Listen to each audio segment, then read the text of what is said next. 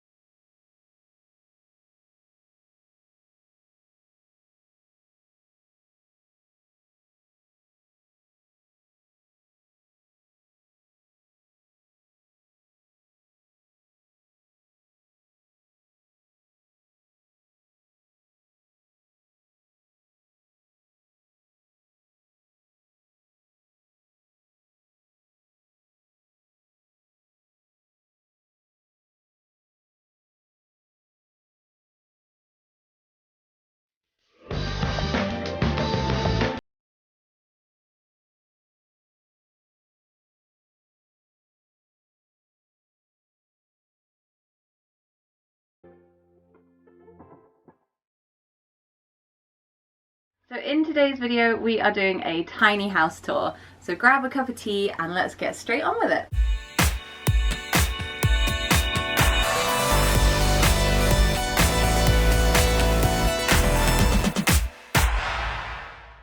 So this is our living room. We live in a 34 by 10 foot static caravan.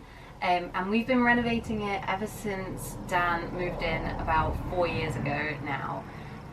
He has built quite a lot of stuff for the space because it is really small, and we wanted obviously furniture that's in proportion.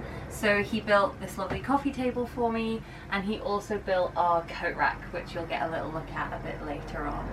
And this is where everything happens. This is our main living space. Kitchen's just behind you over there. We'll get a look at that in a bit.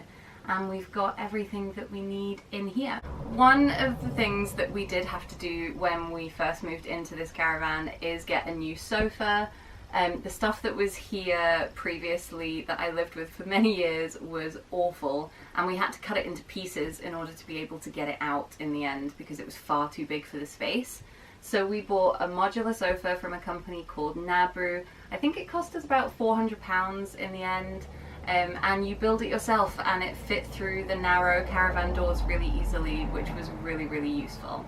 So this is our little like media center where we keep all our tech. We put this extra shelf in because Dan records his own music, and he needed some big ass speakers. So we needed somewhere to house them, so we had to put this shelf in. I do also collect quite a lot of vintage stuff. I like kind of antique shopping, and we've got this vintage trunk as our TV stand, which I really love. I think I got that for about 80 or 90 pounds several years ago, and it lived in the shed for a few years until I had a space of my own to put it in. The other thing that I like to collect is vintage cameras. You'll probably spot a few of them throughout this video.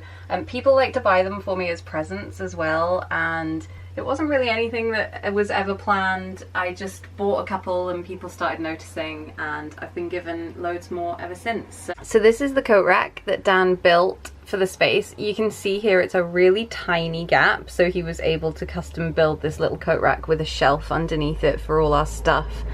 And it works really well, and he was clever enough to leave space behind it for the curtain, so the curtain for the big front window tucks back there, which is really, really handy. And it's a lovely bit of kit. So this is our kitchen. You can see it's very, very small, but we have tons of storage, both upper head cabinets and lower cabinets as well.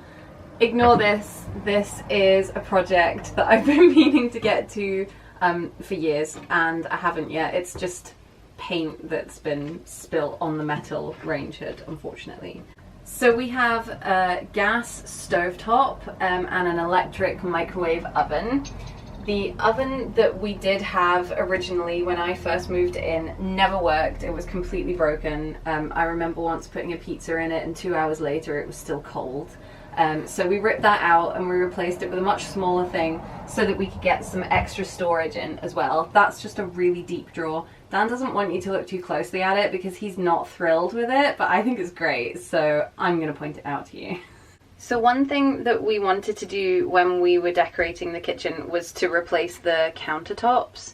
They were really ugly beige Formica and very, very outdated. So what we did was, obviously budget and weight is of a premium for a caravan renovation, so we got some basically sticky back vinyl, some peel and stick marble vinyl, and we just recovered the Formica underneath with that, and it looks really, really good. There is a little bit of heat damage starting next to our favourite burner, but we have had this down for a couple of years, so I think it's actually aging really well. It's definitely not too bad at all. The other thing that we did in the kitchen as well is, controversially, we opted for wallpaper rather than tile, again because of weight and expense, and I always really wanted subway tile in the kitchen, so I picked this subway tile effect embossed wallpaper, and it's got a kind of coating on it, which makes it really easy to wipe down, and it's survived really, really well behind the stove there, and I think it looks really cool. We actually have a separate bathroom and WC, and as you can see, the bathroom is very, very small. We ripped out the shower cubicle and replaced it with this like lovely white marble wet wall. It's not really ideal to replace shower cubicles in caravans because you can actually do quite a bit of damage and make them less than watertight, which is not good. But we had no choice because our previous shower panels on the walls had a massive crack going all the way down, and then there was one right across the bottom, so it was well under the level that the water would be falling from the shower, so we had to replace it. So I got to design my own shower, and Dan installed it for me, and I got my gorgeous white marble with a shelf or a nook, because we love a nook moment, and it's great.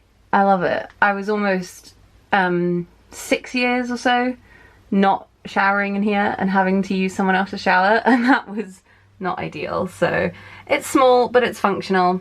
The tile I got from B&Q ages ago, and it was just this pack of 12 kind of black and grey mosaic style tiles, which I've always wanted, and I think it makes a really cute accent in the room as well. You can't really put too much decoration in here because it's so small. So this mirror was actually my nan's, and I kind of inherited it. It was a really like awful brassy gold colour, so I spray painted the frame black naturally, and this is what I was left with, and I think it looks really cool. I didn't do the best job spray painting it, but actually for the most part I think it looks wicked, so I'm quite pleased with that. We've got a separate WC from the bathroom, and it's a tiny little box room, really. There's nothing else to say about it really. The only other adjustment we made, other than switching out the toilet seat for a black one, was these shelves. There was nothing on this wall previously before Dan built these floating shelves for us, and we just use them for storage and decoration, and you know, it just gives something interesting to the room other than it being just a completely white cubicle with a toilet in it, which is very depressing. I have never gotten around to putting a blind up, but that's what those are for. I'm so lazy. So this is our dressing room or walk-in wardrobe. It used to be the spare bedroom. There were 2 single beds either side of the window in this room, and we ripped them out and put a hanging rail in and another vintage piece. This is a vintage dresser from, I believe, from the 50s that I bought from a junk shop. Again, about 10 years ago, shortly after I moved to Skye, I bought that, and that's really where most of our storage is for the dressing room. I did also manage to fit in a full-length dressing mirror. This was from IKEA, and I just sanded down and stained the outside because it was a very, very light wood, but I really wanted one that could just sit on the floor and you could get a full view of your sick fit, because that's what you want in a dressing room. So the floor throughout the caravan was originally about 7 different styles of carpet, and there was different carpet again underneath all of the fitted furniture that we pulled out.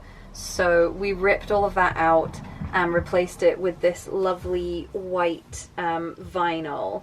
It's self-adhesive individual planks, so it was really easy to install. We were able to do that ourselves.